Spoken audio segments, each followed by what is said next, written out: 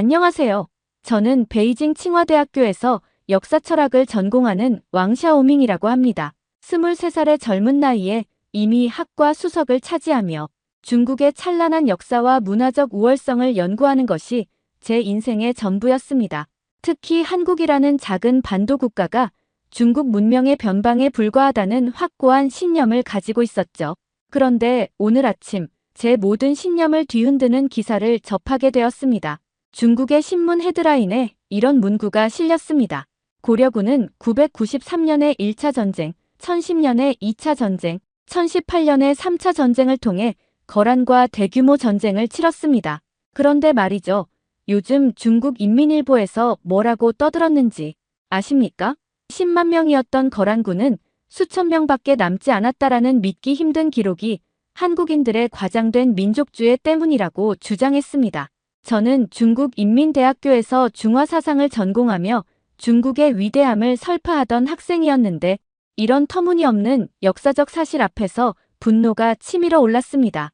베이징 중심가에 있는 우리 대학 도서관에서 저는 자료를 찾다가 충격적인 사실을 발견했습니다. 거란족은 10세기 초에 야유라보기가 통일하여 916년에 요나라를 건국했고 926년에는 발해를 멸망시켰습니다. 그런데 이 막강한 거란이 한국의 고려라는 작은 나라에게 참패했다는 겁니다.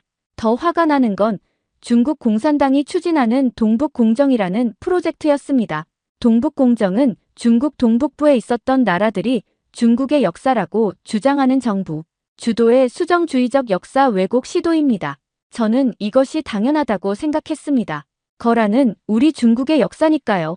그날 저녁 저는 베이징 대학교 역사학과 리 교수님을 찾아갔습니다. 저는 의기양양하게 말했습니다. 교수님, 한국이 거란을 이겼다는 게 말이 됩니까?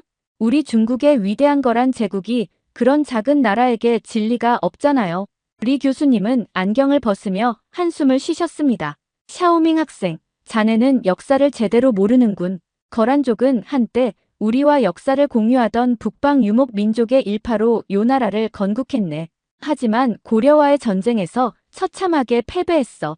저는 믿을 수가 없었습니다. 아니, 교수님, 그럼 우리 중국이 한국보다 약했다는 말씀이십니까? 교수님은 책을 한 권 꺼내 보여주셨습니다.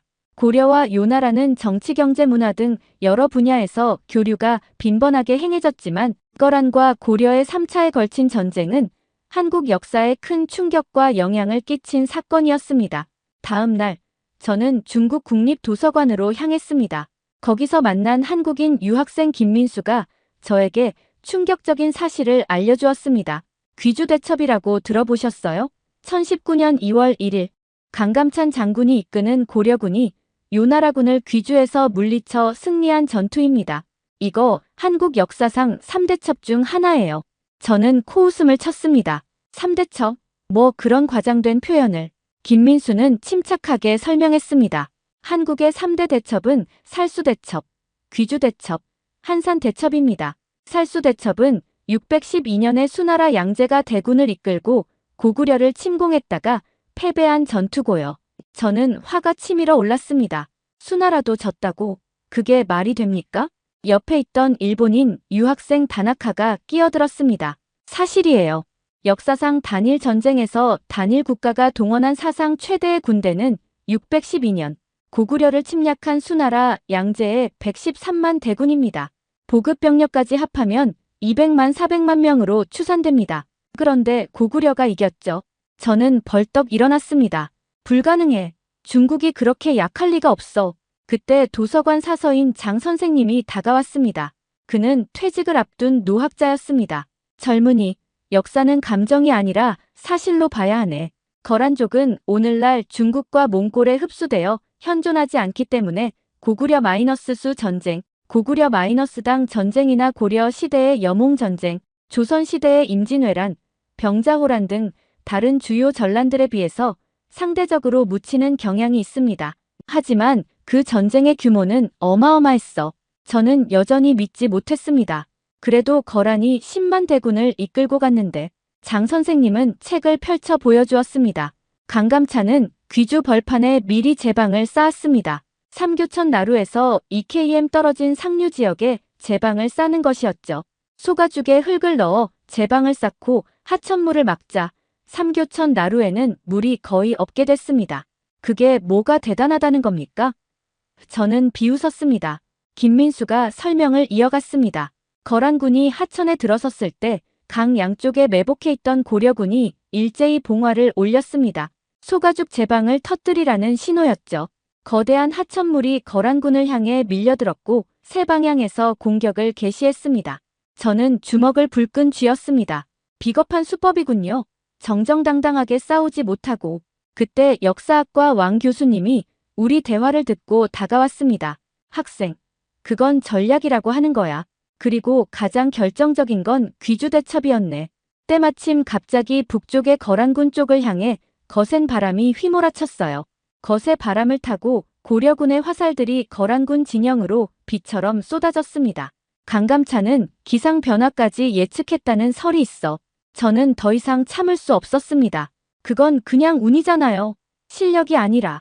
왕 교수님은 고개를 저었습니다. 초속 20m의 바람이란 사람이 제대로 서 있기조차 힘든 정도의 강풍입니다. 귀주대첩 당시 거란군이 이 바람을 정면으로 맞았다면 활을 쏘기도 칼을 휘두르기조차 어려웠을 텐데요. 이건 단순한 운이 아니야. 저녁이 되어 기숙사로 돌아온 저는 룸메이트인 몽골 유학생 바트볼드에게 하소연했습니다. 말도 안 돼.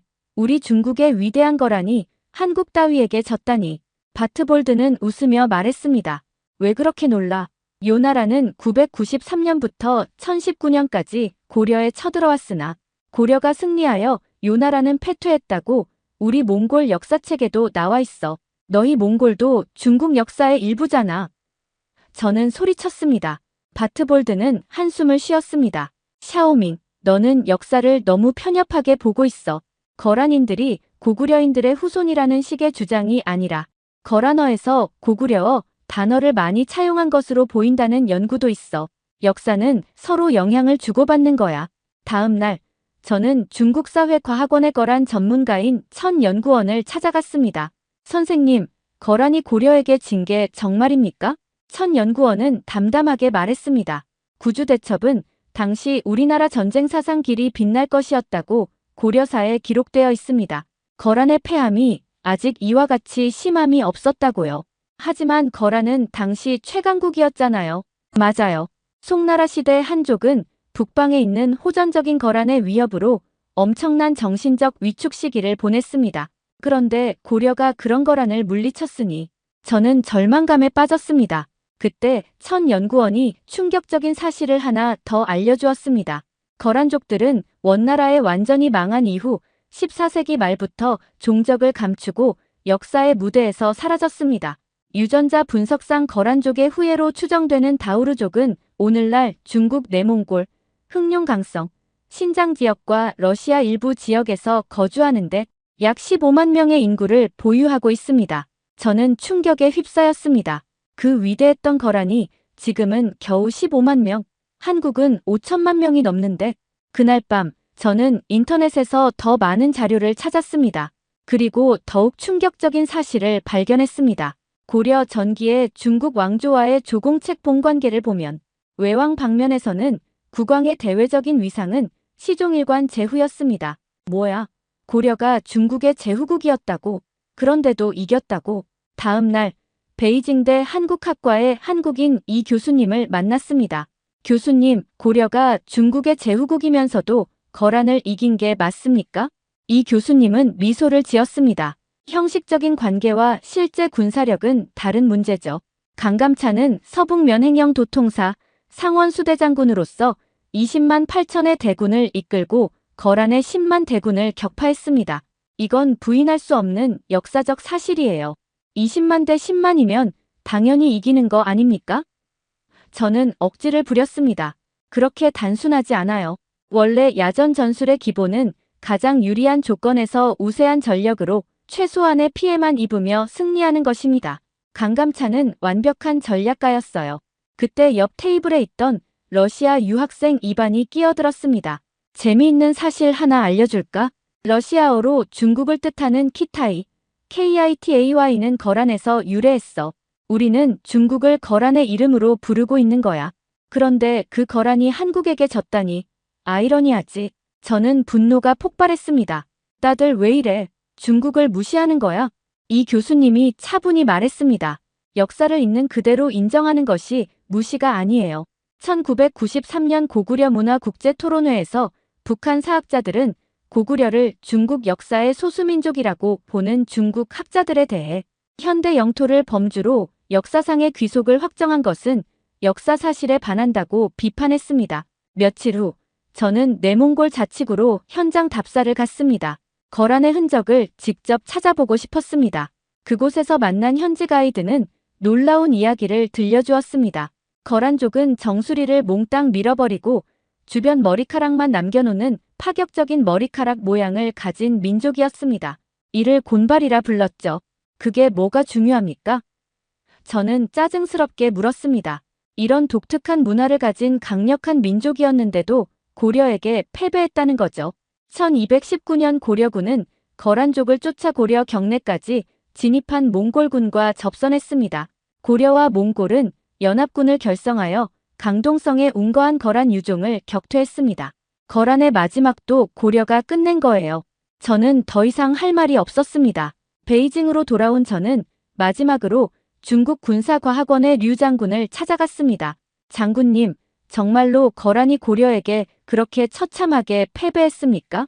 류 장군은 지도를 펼쳐 보였습니다. 고려 측 20만 명 이상, 요 측 10만 명 이상의 대병력이 평야 한복판에서 맞붙은 총력 대회전이었습니다. 상원수 강감찬은 귀주에서 수만의 대군을 이끌고 기다리고 있었고 때마침 개경에서 거란군을 추격하며 올라온 김종현의 기병대가 거란군의 후진을 습격했습니다. 그래도 10만이면 저는 마지막 희망을 걸었습니다. 류 장군은 고개를 저었습니다. 거란군은 완전히 참패하고 북으로 달아났습니다. 원수 강민첨 대장군의 기병대가 발령까지 거란군을 격퇴하여 살아 돌아간 거란군은 수천 명에 불과했습니다. 저는 무릎을 꿇고 말았습니다. 어떻게 이런 일이? 그때 류 장군이 의미심장한 말을 했습니다. 왕샤오밍 학생, 역사는 승자와 패자를 가르지만 중요한 건 그 교훈을 배우는 거네. 귀주 대첩은 동아시아 사회까지 영향을 미친 전쟁이었어. 거란의 국력은 이후 쇠약해지다가 약 100년 후 멸망했지. 오만함이 패배를 부른 거야. 저는 도서관으로 돌아와 며칠 밤을 새우며 자료를 찾았습니다. 그리고 점점 더 충격적인 사실들을 발견했습니다. 14지 후반 거란은 무시무시한 기마군단을 앞세워서 아시아 대륙 전체를 전쟁의 공포 속으로 몰아넣고 있었습니다. 그런데 그런 거라니. 어느 날 한국문화원에서 주최하는 역사 강연회가 있었습니다. 저는 몰래 들어가 앉았습니다. 강연자는 한국의 저명한 역사학자였습니다. 강감찬 장군은 단순한 무장이 아니었습니다. 948년에 태어나 983년에는 문과에 장원 급제하여 예부 실황까지 되었습니다. 현종대의 정권 실세가 되었는데 이때 그의 나이 60세 무렵이었고 거란족을 격파한 것은 70세가 넘었을 때의 일입니다. 70세의 노인이 10만 대군을 격파했다고 저는 믿을 수가 없었습니다. 강연이 끝난 후 저는 강연자에게 다가갔습니다. 교수님, 70세 노인이 어떻게 그런 대승을 거둘 수 있었습니까? 교수님은 미소를 지었습니다. 지혜와 경험이죠. 강감찬은 문관 출신이었습니다. 35세 때 문과에 장원 급제했고 뛰어난 문신이었죠. 그 진가는 전장에서 여실히 드러났습니다. 문관이 무관을 이겼다고요? 전쟁은 단순한 힘의 대결이 아닙니다. 강감찬은 전략가였어요. 거란군이 개경으로 직진하는 방법을 택했을 때 그는 이미 그들의 작전을 꿰뚫어 보고 있었습니다. 저는 점점 더 혼란스러워졌습니다. 중국의 위대함을 믿어 의심치 않았던 제 신념이 흔들리기 시작했습니다. 그날 밤 저는 꿈을 꾸었습니다. 꿈속에서 거란의 기마병들이 귀주 벌판을 달리고 있었습니다. 그리고 갑자기 불어온 강풍과 쏟아지는 빗줄기, 화살비를 맞으며 쓰러지는 거란 병사들. 다음 날 저는 다시 천연구원을 찾아갔습니다. 선생님, 한 가지만 더 여쭤봐도 됩니까? 정말로 날씨 때문에 진 겁니까? 천연구원은 자료를 보여주었습니다. 2006년 4월 19일 기상 기록을 보면 귀주 대첩과 유사한 방식으로 돌풍과 거센 비가 내렸습니다. 활강형 한랭전선이란 상층의 전선이 지상보다 앞쪽으로 가면서 발생하는데, 이때 스콜선이 만들어져 바람의 급변과 강한 강수 현상을 만들어냅니다. 그럼 강감찬이 기상예보를 했다는 겁니까? 가능성이 있죠. 강감찬 장군이 수성이 아닌 평지를 택해서 김하군이 주력인 거란과 맞승부를 했다는 것은 겨울철에 남쪽으로 기압골이 통과할 때 북서풍에서 남동풍으로 급격하게 전환한다는 것을 알고 있었을 가능성이 있습니다. 저는 경악했습니다. 1000년 전의 기상 예측을 일주일 후 저는 한국으로 직접 가기로 결정했습니다. 서울에 도착한 저는 관악구에 있는 낙성대를 찾았습니다. 강감찬이 태어날 때 하늘에서 큰 별이 떨어졌다 하여 낙성대라는 이름이 붙여졌다는 곳이었습니다. 그곳에서 만난 노인 한 분이 제게 말했습니다. 젊은이, 어디서 왔소? 중국에서 왔습니다. 거란과 고려의 전쟁을 연구하러. 노인은 웃으며 말했습니다. 아, 그래. 여기가 바로 강감찬 장군이 태어난 곳이야. 귀주대첩의 영웅 강감찬은 고려를 지킨 호국 영웅으로 평가받지만 그가 실제로 역사에 미친 영향은 그보다 컸지. 동아시아사에까지 영향을 미쳤어. 어떻게요? 저는 물었습니다. 거란이 고려에게 패배한 후 고려는 주변 소국을 거느린 제국으로 성장해갔어. 송나라를 대국으로 생각하던 고려의 태도도 달라졌지. 대등한 위치에서 발언권을 가지려고 했어. 저는 할 말을 잃었습니다. 한국이 중국과 대등하려고 했다니. 서울 국립중앙박물관에서 저는 귀주대첩 관련 전시를 보았습니다. 그리고 거기서 만난 학예사가 충격적인 사실을 알려주었습니다. 거란과 전쟁에서 고려가 이겼다고는 꿈에도 생각하지 못했던 중국에서는 고려 사신이 거란에게서 빼앗은 전쟁 물자를 가지고 또 동서여진에서 자기한테 귀부한 사람들을 거느리고 중국 북송의 수도인 개봉에 가서 승전 파티를 열었습니다. 뭐라고요? 중국 수도에서 승전 파티를? 네. 중국 입장에서는 충격이었겠죠. 자신들도 두려워하던 거란을 고려가 물리쳤으니까요. 저는 완전히 무너졌습니다. 제가 믿어왔던 모든 것이 거짓이었습니다. 그날 밤 서울의 한 찻집에서 저는 한국인 친구들과 대화를 나누었습니다. 왜 중국은 이런 역사를 인정하지 않으려고 할까요? 한 친구가 물었습니다. 저는 부끄러움에 고개를 들 수 없었습니다. 중국 사학자들이 한국인들이 둥베이에 대해 선조의 토지, 우리 고대의 영토, 북방의 잃어버린 국토를 회복, 고토를 회복하자는 등의 내용들을 경계하면서 동북공정을 시작했습니다. 그래서 역사를 왜곡하는 거예요? 저는 아무 말도 할 수 없었습니다. 다음 날, 저는 경기도 광명시로 갔습니다. 그곳은 강감찬의 후손 금천 강씨들이 모여 살고 있는 곳이었습니다. 강씨 문중 어른을 만나 뵈었습니다. 저는 중국에서 온 학생입니다. 강감찬 장군에 대해 알고 싶어서. 어른은 따뜻하게 맞아주셨습니다.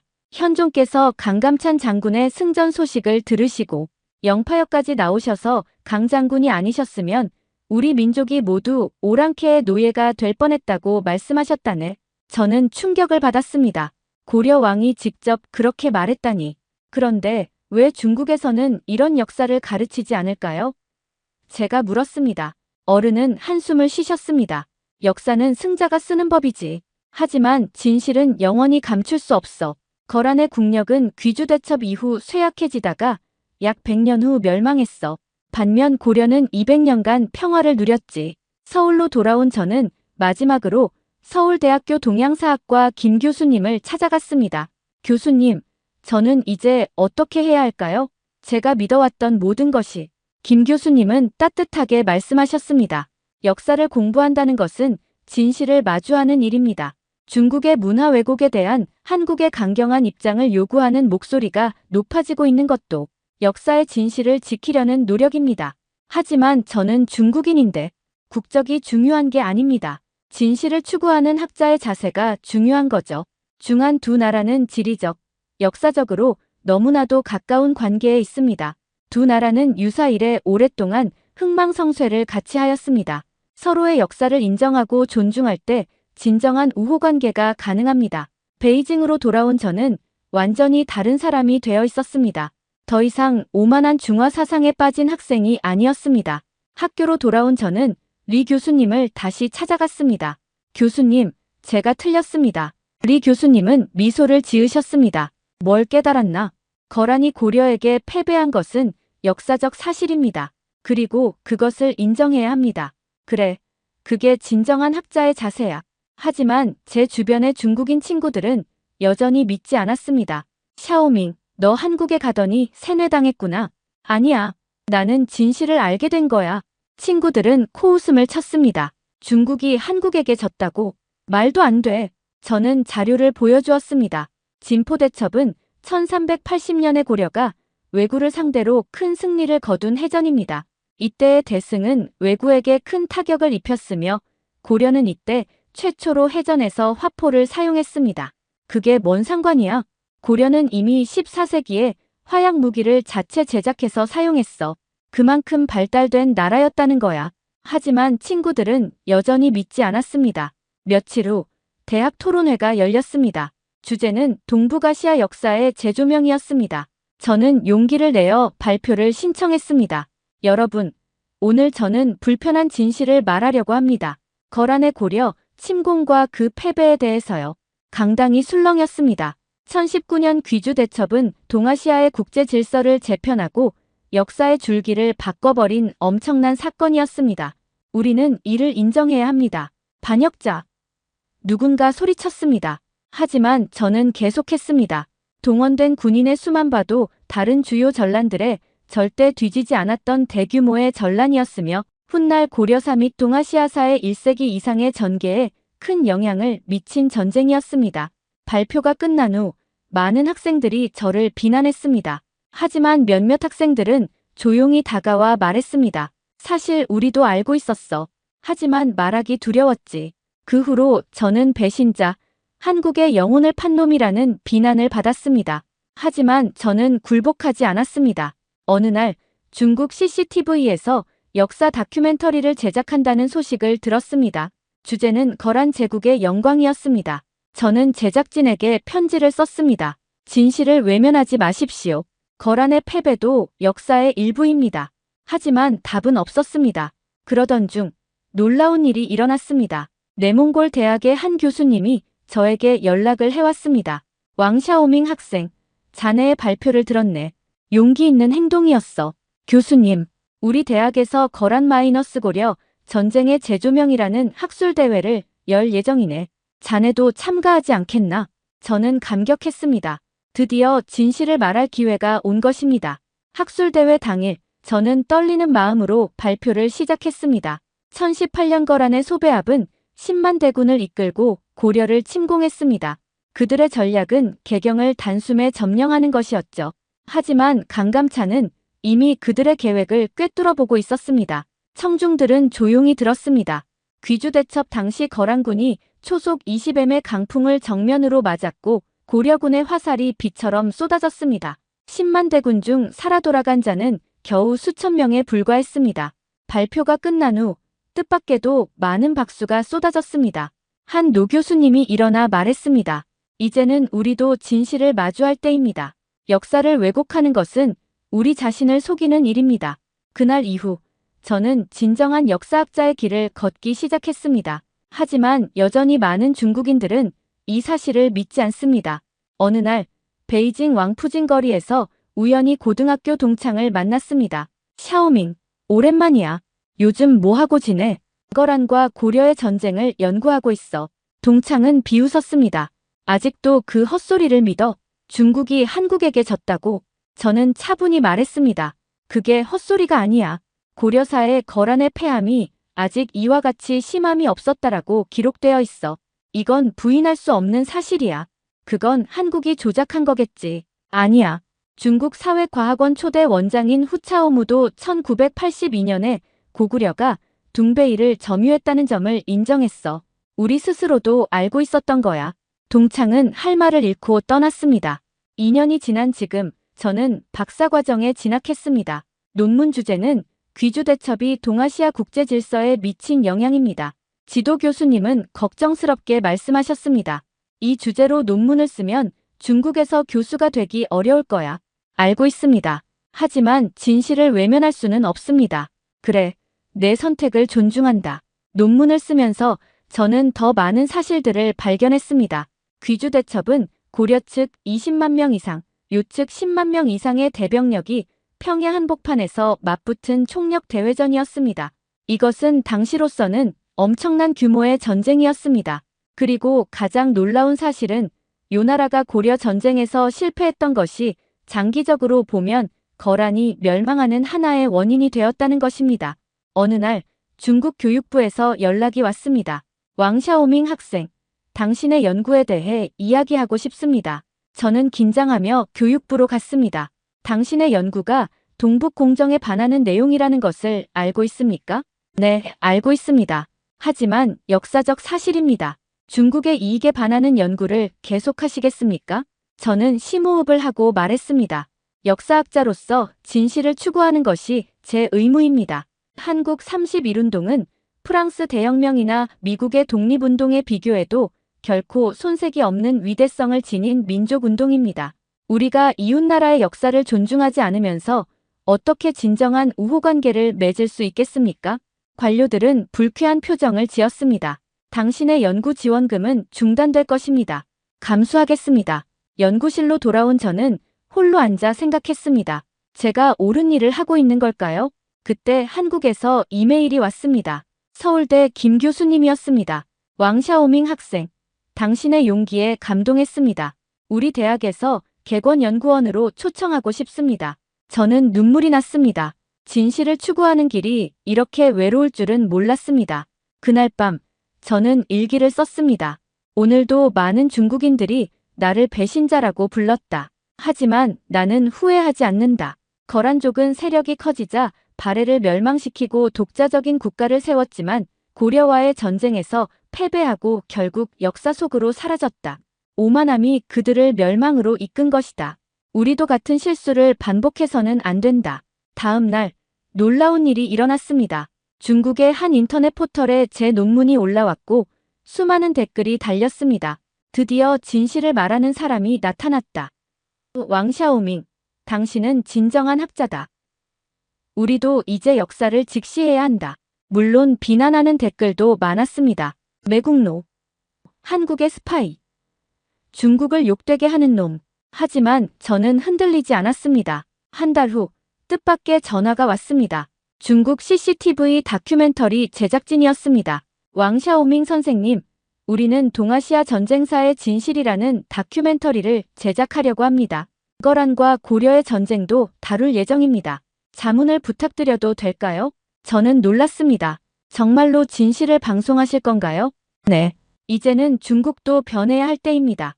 드디어 변화의 바람이 불기 시작한 것일까요? 다큐멘터리 촬영은 한국과 중국, 그리고 내몽골에서 진행되었습니다. 저는 귀주대첩 현장을 직접 방문했습니다. 북한의 평안북도 구성시 옛 귀주성터에 서서 저는 1000년 전 그날을 상상했습니다. 때마침 갑자기 북쪽의 거란군 쪽을 향해 거센 바람이 휘몰아쳤어요.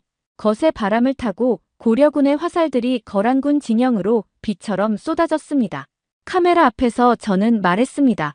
이곳에서 동아시아의 역사가 바뀌었습니다. 거란의 패배는 단순한 군사적 패배가 아니었습니다. 오만함과 과소평가가 부른 필연적 결과였습니다. 방송이 나간 후 중국 전역에서 큰 반향이 일어났습니다. 충격적이다. 우리가 몰랐던 역사가 이렇게 많았구나. 왕샤오밍의 용기에 박수를 보낸다. 이제 우리도 진실을 마주할 때다. 물론 정부의 압력은 계속되었습니다. 다큐멘터리는 곧 방송 중지되었고 인터넷에서도 삭제되었습니다. 하지만 이미 많은 사람들이 진실을 알게 되었습니다. 그리고 놀라운 일이 일어났습니다. 중국의 젊은 역사학자들이 하나둘씩 저에게 연락을 해왔습니다. 선배님, 저도 진실을 연구하고 싶습니다. 동북공정의 허구성을 밝히고 싶습니다. 함께 연구하면 안 될까요? 저는 희망을 보았습니다. 진실의 씨앗이 뿌려진 것입니다. 2025년 현재 저는 한국의 한 대학에서 동아시아 역사를 가르치고 있습니다. 강의실에서 저는 학생들에게 말합니다. 역사는 승자의 기록이라고 합니다. 하지만 진실은 영원히 감출 수 없습니다. 귀주대첩은 동아시아의 국제 질서를 재편하고 역사의 줄기를 바꿔버린 엄청난 사건이었습니다. 우리는 이를 통해 오만함의 위험성과 상호 존중의 중요성을 배워야 합니다. 한국 학생이 손을 들었습니다. 교수님, 중국에서는 아직도 동북공정을 계속하고 있지 않나요? 네, 맞습니다. 최근에는 우리의 전통 문화를 왜곡하고 있는 모습을 보이고 있습니다. 김치와 삼계탕까지 중국 음식이라고 주장하고 있죠. 하지만 점점 더 많은 중국인들이 진실을 알아가고 있습니다. 중국인 유학생이 물었습니다. 교수님은 후회하지 않으십니까? 중국에서의 미래를 포기하셨잖아요. 저는 미소를 지었습니다. 후회하지 않습니다. 진실을 추구하는 것이 학자의 사명입니다. 언젠가 중국도 진실을 받아들일 날이 올 것입니다. 강의가 끝난 후 연구실로 돌아온 저는 창밖을 바라봤습니다. 멀리 남산이 보입니다. 그리고 그 너머로 북한산이. 1000년 전 강감찬 장군이 이끄는 고려군이 거란의 대군을 물리쳤듯이 언젠가는 진실이 거짓을 물리칠 것입니다. 저는 오늘도 펜을 들어 글을 씁니다. 역사의 교훈 귀주대첩이 우리에게 가르쳐주는 것. 948년에 태어난 강감찬은 35세의 문과에 장원 급제하여 예부 실황까지 되었고 70세가 넘어서 거란족을 격파했습니다. 그의 삶은 우리에게 많은 것을 가르쳐줍니다. 첫째, 나이는 숫자에 불과하다는 것. 둘째, 지혜는 힘보다 강하다는 것. 셋째, 오만함은 패배의 지름길이라는 것. 저는 중국인이지만 이제 더 이상 중화 사상에 갇혀있지 않습니다. 역사는 우리 모두의 것입니다. 승자와 패자, 강자와 약자를 떠나 우리 모두가 배워야 할 교훈이 담겨 있습니다. 거란족은 한때 아시아를 호령하던 대제국이었지만 지금은 약 15만 명의 다우르족만이 그 흔적을 이어가고 있습니다. 반면 고려의 후예인 한국은 선진국이 되었습니다. 역사의 아이러니입니다. 마지막으로 저는 중국의 젊은이들에게 말하고 싶습니다. 진실을 두려워하지 마십시오. 역사를 있는 그대로 받아들이십시오. 그것이 진정한 강대국이 되는 길입니다. 언젠가 중국이 동북공정을 포기하고 이웃 나라들의 역사를 존중하는 날이 오기를 바랍니다. 그날이 오면 저는 기꺼이 중국으로 돌아가 후학들을 가르칠 것입니다. 감사합니다. 두 번째 사연 바로 시작하겠습니다. 안녕하세요. 저는 장외이민이라고 합니다. 중국 하북성 출신으로 오래전부터 중국어 교재와 학습 프로그램을 개발하는 일을 해왔습니다. 제 직업은 꽤나 특이합니다. 저는 중국에서 스마트 교육용 기기를 만드는 회사에서 개발 책임자로 일하고 있습니다. 주로 초등학생과 문해 교육을 받지 못한 노인들을 대상으로 중국어를 보다 쉽게 익히도록 도움을 주는 전자펜과 교재, 그리고 다양한 언어 학습 소프트웨어를 제작합니다. 중국어가 얼마나 체계적이고 깊이 있는 언어인지, 그리고 한자는 인류 최고의 문자라는 확고한 신념이 제 업무의 원동력이었습니다. 그런데 어느 날 제가 개발한 중국어 학습 기기를 한국 시장에 진출시키기 위해 직접 한국을 방문하게 되었습니다. 그런데 이게 웬걸, 한국 사람들은 제 기술에 별로 관심도 없었습니다. 이유는 간단했습니다. 한국은 이미 문자 교육이 너무 잘 되어 있어 저 같은 사람의 도움을 받을 필요가 전혀 없어 보였습니다. 저는 어차피 한국인들은 오래전부터 중국 문화를 흠모해왔으니 분명히 우리 기기를 반갑게 맞이해 줄 것이다라고 생각했는데, 기대와 달리 그들은 우리 이미 한글이 있어서라고 너무도 당연하다는 듯 대답했습니다. 이 말이 제 귀에는 아주 건방지게 들렸습니다. 분명 중국어가 인류 최고 수준의 문자이고 한글은 겨우 600여 년밖에 안 된 신생 문자에 불과하다고 생각했는데 어떻게 감히 우리를 거절할 수 있을까? 그래서 저는 한국이 자랑하는 그 한글이라는 게 얼마나 대단한지 직접 확인해 보겠다고 결심했습니다. 하지만 제 첫 인상부터가 이미 충격적이었습니다. 중국은 도시로 가면 어느 정도 교육 수준이 괜찮지만 시골이나 빈곤 지역으로 가면 아직도 문맹률이 꽤 높습니다. 사실 저희 회사가 개발하는 기기도 그런 분들을 대상으로 보급하는 목적이 강했죠. 그래서 저는 한국에서도 비슷한 문제로 고생하는 인구가 많을 것이라고 예상했는데 제 생각이 완전히 빗나갔습니다. 한국은 문맹률이 0%에 가깝다고 했습니다. 세계에서 유일하게 문맹자가 거의 없다는 말이었습니다. 저는 어이가 없었습니다. 도대체 어떻게 그게 가능하지? 우리 중국은 수천 년 유구한 역사와 수많은 문자를 갖고 있음에도 아직 해결하지 못한 문제인데 한국 따위가 무슨 수로? 라는 생각이 뇌리를 떠나지 않았습니다. 처음에는 한국 정부가 통계를 조작했을 거라는 의심부터 했습니다. 제게 한국은 그저 중국 문화를 베껴다가 자기들 멋대로 변형한 뒤 세계에 홍보하는 나라였습니다. 게다가 한글, 예전에 들어본 적이 있긴 했습니다. 한자를 본따서 만들었다느니 모든 것이 중국의 영향을 받은 글자라는 이야기를 중국 내부에서는 많이들 하죠. 저 역시 그렇게 믿었고, 그래서 한국인들이 한글을 자꾸 대단하다고 자랑하는 모습을 볼 때마다 어이없다는 생각이 들었습니다. 세계가 이 정도로 바보인가? 어떻게 중국 한자를 베껴 만든 문자 따위를 극찬하지? 저는 이런 의구심을 품은 채 한국 출장을 시작했습니다. 일단 서울 도착 직후부터 이상한 느낌이 들었습니다. 거리 이정표든 가게 간판이든 심지어 길거리의 알림문이든 모든 안내 문구가 굉장히 직관적이었습니다. 한글로 적혀 있어서 저로서는 알아보기 힘들었지만 문자의 구성 자체가 일관성이 있어 보였습니다. 중국어 간판처럼 복잡한 획이 없는 데다 발음을 직접 표기한 듯한 느낌이라고 할까요? 저도 모르게 근데 이게 뭐가 그렇게 대단하지? 라고 생각했습니다. 단순히 디자인이 깔끔해 보이는 것뿐 아닐까 싶은 마음도 들었습니다. 그러다 우연히 길거리를 걷는데 어떤 노인분께서 광고 전단지를 들고 막 읽고 계셨습니다. 더 놀라운 건 그분이 거의 80살 정도 되어 보였는데도 전단지의 작은 글자를 큰 어려움 없이 읽어 내려가는 모습이었습니다. 혹시나 해서 저는 한국어를 전혀 못하는 통역사 친구에게 물었습니다. 한국에서도 노인분들이 글자를 잘 읽나? 그 친구는 저를 좀 이상하게 쳐다보며 당연하죠. 대부분 다 읽고 쓰시죠라고 대답했습니다. 저는 그 순간 속으로 이건 뭔가 작전이 있는 게 틀림없어. 어떻게 이런 일이 있지? 라고 생각했습니다. 중국에서라면 시골에 계신 연세 지긋하신 분들은 쉽게 한자를 읽지 못하는 경우가 아직도 많습니다. 심지어 도시 지역도 교육 수준이 제각각이다 보니 어느 정도 글자를 못 읽는 분이 있는 편이죠. 그런데 한국은 왜 이렇게 모두가 글자를 쉽게 읽는 걸까? 이때부터 저는 한국 문맹률 0%라는 말을 점점 실감하기 시작했습니다. 그러던 와중에 제 사업 파트너가 될 법한 한국 쪽 교육업체 관계자를 만나게 되었습니다. 이 사람은 제가 만든 중국어 학습 기기와 교재를 수입할 생각이 전혀 없어 보였습니다. 저를 만나자마자 이렇게 말했습니다. 장 이사님, 한국에서는 이미 기초 문자 교육이 별도의 부담 없이 이루어지고 있습니다. 특히 한글은 간단하면서도 논리적이라 성인에게나 어린아이에게나 가르치기가 쉬운 편이에요. 굳이 중국 기기를 도입할 이유가 없을 것 같은데요?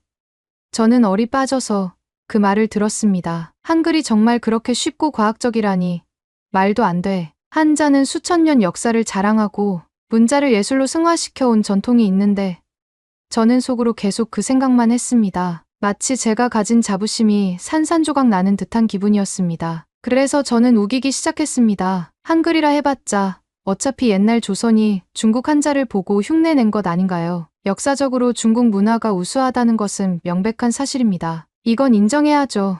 라고 되받았습니다. 그런데도 그 사람은 조곤조곤하고 차분하게 말했습니다. 그건 장 이사님이 잘못 알고 계신 것 같습니다. 한글은 세종대왕이 처음부터 백성들이 쉽게 읽고 쓸 수 있도록 만들었고 실제로 한자는 글자 수가 너무 많아 일반 백성들이 익히기 어려웠습니다. 한국은 그 한계를 극복하기 위해 자체적으로 문자를 만든 거죠. 저는 도무지 이해가 안 갔습니다. 그깟 600년 남짓 역사를 가진 문자가 무슨 대단한 철학이 있다고 저렇게 떠벌리나. 하지만 그 사람의 설명은 계속 이어졌습니다. 한글의 자음은 발음 기관의 모양을 본떠 만들어졌고 모음은 천지인 사상을 바탕으로 했으며 자음과 모음을 조합해 한 음절을 형성하는 방식이 굉장히 과학적이라는 얘기였습니다. 저는 솔직히 그래서 뭐 중국 한자도 상형 문자로 시작했는데 라고 속으로 비웃었지만 한글의 설계 원리가 아이들이나 외국인에게 특히 학습하기 쉽다는 말에는 조금 흥미가 생겼습니다. 왜냐하면 저는 교육기기를 개발하는 사람으로서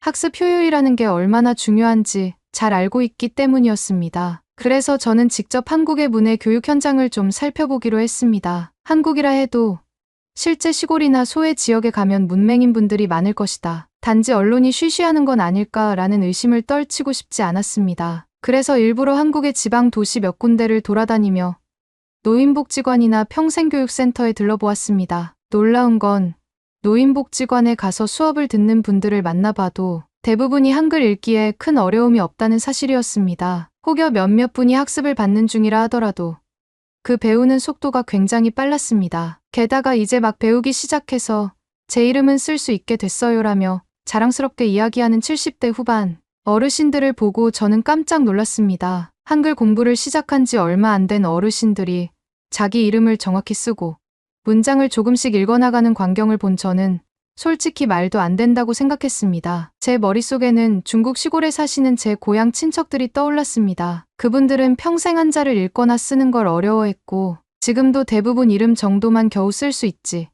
계약서나 문서를 읽는 건 불가능합니다. 그런데 한국은 어떻게 이렇게 빠른 속도로 글자를 익히나? 저는 바로 이게 한국이 말하는 한글의 위력인지 궁금했습니다. 어느 지방 도시의 작은 문해학교에서 만난 80대 한국 할머니가 제게 한마디 했습니다. 한글이 쉬우니까 이제서라도 배울 수 있어요. 글자를 알게 되니 사람 앞에서 내 의견을 말할 수 있는 힘이 생겨요. 그 모습을 보니 사실 마음 한구석이 묘했습니다. 제가 중국에서 개발한 기기는 복잡하고 난해한 한자를 좀 더 쉽게 배우게 해주는 솔루션이었는데 한국에서는 애당초 글자 자체가 쉽게 배우도록 만들어져 있어서 그런 솔루션이 굳이 필요 없어 보였습니다. 제가 가장 자랑하던 기술이 무색해지는 순간이었죠. 하지만 저는 쉽게 물러서지 않았습니다. 그래봐야 한국이 뭐 얼마나 대단하겠어. 우리 중국이 수천 년 쌓아온 문화와 역사는 한국이 따라올 수 없을 텐데. 저는 이렇게 스스로 정신승리를 하며 한글의 교육 효과가 일시적이라고 주장했습니다. 그래서 더 심층적인 비교가 필요하다고 생각했습니다. 한국인들이 한글을 잘 읽긴 해도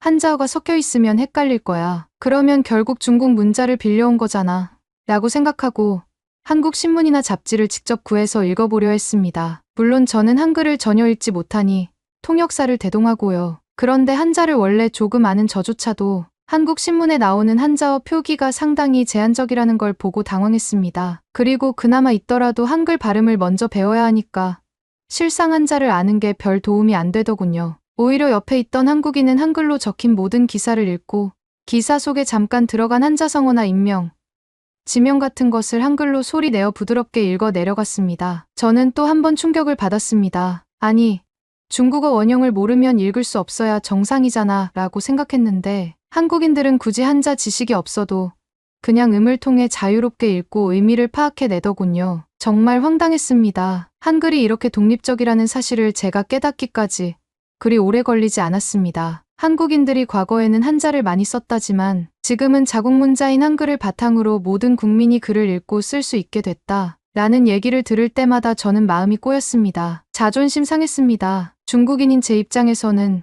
중국 한자를 모르면 세상이 얼마나 답답할 텐데 저들은 어떻게 저렇게 잘 살아가나 싶은데 실제로는 너무 잘 살아가고 있으니까요. 그러다 우연히 한국에서 개최된 국제문해 교육 행사에 참석할 기회가 생겼습니다. 여러 국가가 모여서 자국의 문해 교육 성과와 방법론을 발표하는 자리였는데 거기서 한국 측 발표자는 세계에서 문맹률 0%에 가까운 나라가 된 배경에 관해 설명했습니다. 핵심은 역시 한글의 구조와 철학이었습니다. 발음 기관을 본뜬 자음과 천지인을 반영한 모음. 그리고 누구나 짧은 시간에 원리를 익히면 스스로 글자를 조합해 단어를 만들어낼 수 있다는 점을 강조했습니다. 한글은 외우기보다 이해하는 문자라는 문장이 발표 자료에 떡하니 쓰여 있었습니다. 전 세계 교육 전문가들이 여기에 고개를 끄덕이며 감탄하더군요. 저는 그 광경이 너무 거슬렸습니다. 그래서 질투심에 사로잡혀 큰 소리로 질문했습니다. 하지만 한글이 그렇게 쉽다면 왜 과거 조선에서는 양반들이 한자를 썼던 겁니까? 결국 중국 문자를 더 우월하게 여겼던 게 역사적 사실 아닌가요?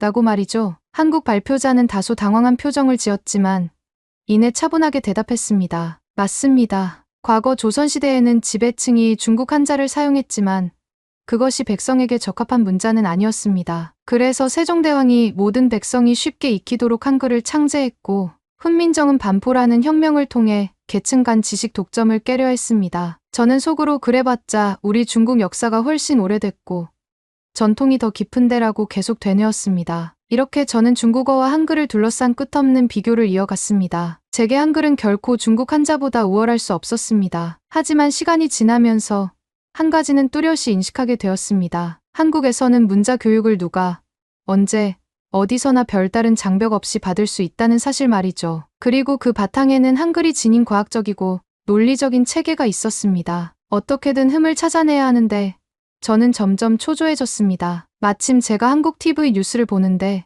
어느 해외 구호 단체가 아프리카 케냐에서 한글을 바탕으로 한 문해 교육을 하고 있다는 소식이 나오더군요. 그 내용이 이러했습니다. 영어 알파벳을 배우기 어려워했던 아이들이 한글 자음과 모음을 배우면서 발음, 원리를 직관적으로 파악해 글 읽기에 자신감을 가질 수 있게 됐다는 겁니다. 저는 그걸 보고 기가 차서 웃었습니다. 아니, 누가 봐도 영어 알파벳이 더 세계 표준 아닌가? 거기에 왜 굳이 한국 글자가 들어가지? 말도 안 돼. 라고 말하며 이 뉴스를 헛소리 취급했습니다. 그런데 며칠 뒤 실제로 그 케냐 현장에 봉사활동 갔다 온 한국인을 만났습니다. 그 사람은 제게 직접 사진과 동영상을 보여주며 설명했습니다. 보세요. 아이들이 자음, 기역, 니은, 디귿 같은 걸 흙바닥에 긋고 그 소리를 입으로 내면서 말 그대로 익혀나가요. 한글은 소리의 원리를 시각화한 문자라 아이들이 어떤 발음이 어떻게 생겼는지 직관적으로 깨닫기 쉬웠던 거예요. 저는 여전히 이해가 안 됐습니다. 아프리카 애들이 한국어를 왜 배워? 라고 어이없어 했지만 그 사람은 목적은 한국어 구사가 아니라 기초 문해력 교육입니다. 한글 구조가 간단해서 소리 글자 연결을 빠르게 학습할 수 있고 그걸 발판 삼아 다른 언어도 좀 더 쉽게 익힐 수 있게 되조라고 말했습니다. 저는 속이 뒤집혔습니다. 그동안 제가 중국에서 강조해온 중국어가 인류 최고의 문자라는 신념이 무너지는 기분이었습니다. 최소한 기초 문해 교육 측면에서 한글이 꽤 효율적이라는 사실이 자꾸만 눈앞에 드러나니 답답하고 분했습니다. 그래서 저는 또다시 우겼습니다. 그래도 중국어는 문화와 역사의 깊이가 다르고 예술적인 경지가 훨씬 높습니다. 문해 교육에만 초점을 맞추면 한글이 좋아 보일 수 있겠지만 결국 학술, 철학, 예술, 문학 분야에서는 중국어가 최고 아닙니까? 하지만 제 말이 끝나기도 전에 제 주변 사람들은 시큰둥한 반응이었습니다. 그들은 한글도 충분히 문학, 철학 표현에 능하다. 그리고 한국은 이미 세계가 놀랄 만한 수준으로 각종 콘텐츠를 생산하고 있고 BTS니 K-팝이니 드라마니 전부 한글을 기반으로 문화적 영향력을 넓히고 있지 않냐고 반박했습니다. 저는 아이돌 문화 따위가 뭐 대수라고라며 무시했지만 사실 내심 부러웠습니다. 한국 드라마, 음악, 영화가 전 세계에서 주목받고 있고 그 기저에는 한글이라는 언어 체계가 확실히 작용하고 있구나 싶었으니까요. 하루는 제가 직접 교육봉사활동을 체험해 보고자 한국 시골의 문해 교실에 통역사와 함께 방문했습니다. 거기서 본 장면이 아직도 뇌리에 선명합니다. 75세가 된 어르신이 교실에서 드디어 내 이름을 썼다며 눈물을 흘리는 모습이었습니다. 우리는 흔히 이름은 당연히 알고 써야 하는 것이라 생각하지만 그분은 글자를 몰라 평생 이름 한 번 제대로 못 써봤다고 했습니다. 그래서 내내 타인의 도움만 받다가 이제 한글을 배워서 스스로 이름을 써 내려가는데 성공한 것이었죠. 그 장면을 보는데 제 자존심과는 상관없이 묘한 감정이 올라왔습니다. 물론 저는 중국인으로서 한자를 포기할 생각이 전혀 없었습니다. 중국어가 훨씬 멋지고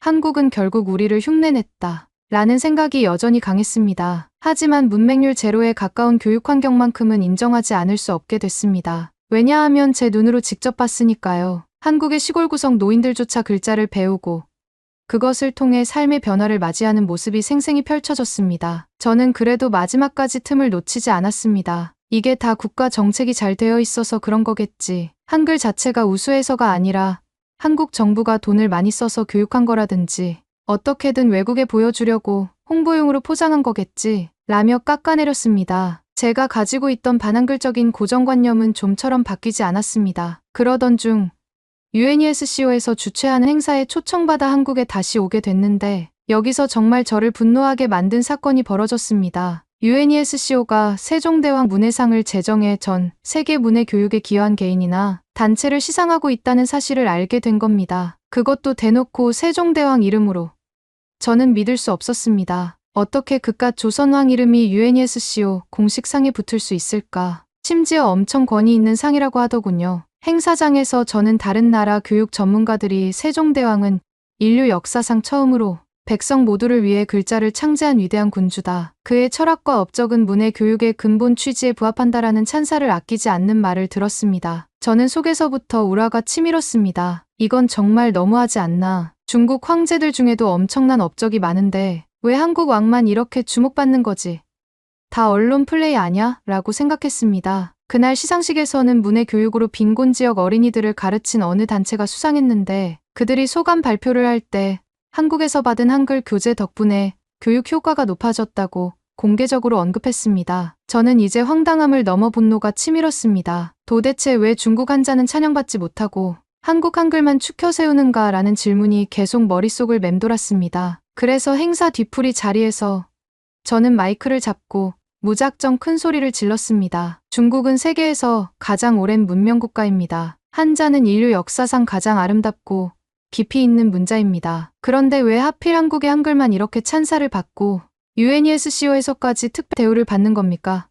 전 이해할 수 없습니다. 라고요. 주변 참석자들이 조용해졌습니다. 그중 한 한국인 교육자가 침착하게 답했습니다. 한글이 특별히 주목받는 건 군주가 직접 백성을 위해 만든 문자라는 점, 그리고 그 과학적인 체계로 문맹을 극적으로 해소한 사례가 유례가 없기 때문입니다. 무려 전쟁 직후 아무런 자원이 없던 상황에서 문자 하나로 국민이 빠르게 문해력을 갖추게 되었고, 그 결과 현재 한국은 문맹률이 사실상 0%에 가깝습니다. UNESCO에서 이런 문해 혁명을 높이 평가한 거죠. 저는 끝까지 인정하기 싫었습니다. 그렇다고 해서 한국이 대단한 건 아니고, 결국 중국이 없었다면 한글도 존재할 수 없었을 겁니다. 역사를 보면 조선은 줄곧 중국을 사대했으니까요. 라며 무턱대고 흥분했지만 주위 사람들은 더 이상 저를 상대해 주지 않았습니다. 그냥 한숨만 내쉴 뿐이었죠. 결국 그날 저는 자존심을 구기는 꼴이 되고 말았습니다. 행사장 뒤편에서 혼자 술을 마시며 분을 사겨야 했습니다. 이건 뭔가 잘못된 거야. 분명 중국 한자가 더 위대한데 사람들이 한글을 과대평가하는 거라고. 저는 스스로에게 계속 그렇게 세뇌했습니다. 하지만 말입니다. 다음 날 우연히 또 어떤 연로하신 분이 한글을 배우고 기뻐하는 모습을 접하게 됐습니다. 그 어르신은 한국인이 아니라 동남아 출신 이민자였는데 공장에서 일하시다가 한국어 수업을 듣고 한글을 배워서 문서를 읽고 쓰게 됐다며 울먹이시더군요. 이제 회사에서 주는 서류를 사장님 도움 없이도 읽을 수 있으니 정말 행복하다. 이런 말을 하셨습니다. 저는 그 장면을 얼떨결에 버리고 마음이 복잡해졌습니다. 이 사람에게 한글은 국적을 초월해 자신의 삶을 바꾸는 존재였던 겁니다. 그리고 한국 TV에는 매일같이 노인분 이름 읽기, 성인분의 교육 성공 사례, 다문화 가족 한글 교실, 외국인 노동자 한국어 교육 등등이 나오고 있었습니다. 어디서나 한글이 그 중심에 있었습니다. 그래도 난 중국인이다. 한글 따위 우습게 봐야 한다. 라고 생각했지만 현실은 계속 제 사고방식을 뒤흔들었습니다. 그러던 어느 날 제 회사 쪽에서 연락이 왔습니다. 장 이사, 한국 시장 진출은 힘들 것 같다. 여긴 이미 문자 교육이 체계적으로 잘 되어 있어서 중국어 학습 기기를 대량으로 수입할 이유가 없대. 라는 통보였습니다. 제가 중국에서 내세운 높은 교육 솔루션도 여기서는 별로 주목받지 못했습니다. 제 자존심은 또 한 번 크게 상처를 입었습니다. 한국에서 갈 길이 막혀 답답해진 저는 그래도 한 가닥 희망을 안고 중국인 관광객 상대로 교육 프로그램을 팔아볼까 했습니다. 중국인들도 한글 배우고 싶은 사람 있을 테니 그것도 한자 기반으로 연결해서 뭔가를 해볼 수 있지 않을까라는 생각이었죠. 하지만 정작 한국에 오는 중국인들조차 한글이 그렇게 어렵지 않아 자기들끼리 웬만한 건 독학으로도 배운다고 하더군요. 저는 또 망연자실했습니다. 결국 중국 한자는 너무 어려워서 문해 교육 시장이 존재하고 그래서 내 기기가 팔리는 거고 한국 한글은 너무 쉬워서 문해 교육의 기기가 별로 필요가 없는 건가 하는 결론에 직면했을 때 저는 굉장히 씁쓸했습니다. 하지만 그래도 중국이 위대해. 중국은 한국이 도저히 가질 수 없는 거대한 문화유산과 인구가 있고 세계 경제를 선도할 잠재력이 있으니라고 또다시 제 마음을 다잡았습니다. 그리고 한국을 떠나기 전 마지막으로 서울 시내의 한 분의 교육 현장을 방문했습니다. 노인과 이주민, 심지어 다문화 가정 아이들까지 모여 앉아 한글 자음 모음을 큰 목소리로 따라 읽고 있었습니다. 그들의 얼굴에는 배움의 열정과 즐거움이 가득했습니다. 그걸 지켜보는 한국인 교사들도 뿌듯해 보였습니다. 저는 또 한 번 씩씩거렸습니다. 이게 뭐 그렇게 대단하다고. 결국 우리 한자를 본떠 만든 주제에 이제 와서 지들이 독자적으로 위대하다고 자랑하는 꼴이라니 우스워. 하지만 그 순간 어떤 아이가 제게 다가와서 한글로 쓴 메모지를 건네주었습니다. 메모지에는 안녕하세요. 제가 배운 한글이에요라는 문장이 적혀 있었습니다. 통역사 없이도 저는 그 글자가 어떻게 읽히는지 모르니까 그냥 뻔히 보고만 있었습니다. 그 아이는 제가 반응이 없자 당황하며 아, 이거는 안녕하세요라고 읽는 거예요. 저는 이 말이 너무 좋아요라고 말했습니다. 저는 쓴웃음을 지으며 그 아이의 설레는 표정을 봤습니다. 분명 제가 하는 일은 언어와 문자 교육을 통해 사람들에게 더 나은 삶을 제공하는 것이었습니다. 그런데 이곳 한국에서 이미 한글이라는 체계 하나만으로 대부분의 사람이 그 혜택을 누리고 있었습니다. 이걸 목도하니 제 사업 자체가 설 자리를 잃어버린 기분이었습니다. 그러면서도 끝까지 저는 인정할 수가 없었습니다. 그래도 중국이 최고다. 한국이 무슨 수로 중국을 이기겠나. 결국 모든 유산은 중국에서부터 시작된 것이고 한국은 그저 따라하고 자기네 것처럼 홍보하는 데 능할 뿐이다. 라고 제 안에서 끊임없이 되뇌며 저는 한국에서의 일정을 마무리 지었습니다. 돌아가는 비행기 안에서도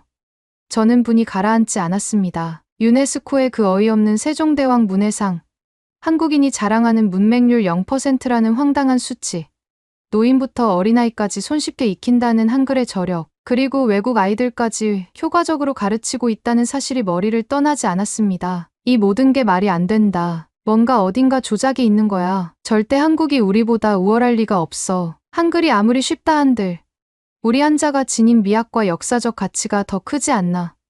저는 이렇게 생각하면서도 왠지 제 마음이 묵직하게 가라앉는 걸 느꼈습니다. 그 후로도 저는 중국에 돌아가 한글 관련 기사를 접할 때마다 씩씩대며 화를 냈습니다. 한글이 태국, 라오스, 아프리카 여러 지역의 문해 교육에 도입돼 효과를 보고 있다는 소식이 계속 들리자 저는 그건 현지 언어가 알파벳보다 한글 구조에 더 가까워서 그런 거다. 특별히 한글이 뛰어나서가 아니다라고 억지를 부렸습니다. 제 주변에선 장 이사, 그래도 세계가 주목한다면 뭔가 이유가 있겠죠?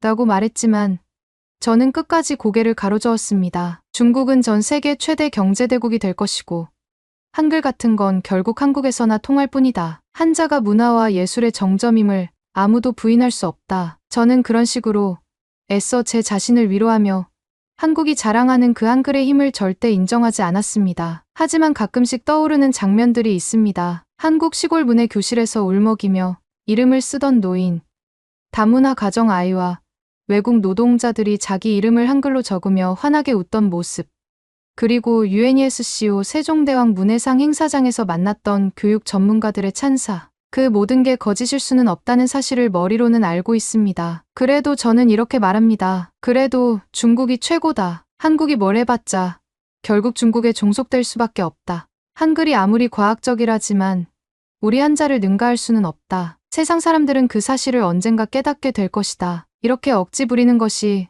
제게는 최후의 자존심입니다. 인정할 수는 없지만 한국의 문맹률 0%와 한글에 가공할 위력은 이미 세상에 널리 알려졌습니다. 아니, 제가 그 현장을 직접 보면서 체감했으니 확실합니다. 그렇다고 제가 굴복하겠습니까? 죽어도 못합니다. 저는 계속 외칠 겁니다. 한국이 거짓 선전을 하고 있는 거고 중국이야말로 세계 최고 문명국이다. 어차피 사람들이 뭐라 해도 제 소신은 변함이 없습니다. 한글이 아무리 국제 행사에서 칭송받는다 한들 제가 본 중국의 위대한 역사는 흔들리지 않을 겁니다. 감사합니다.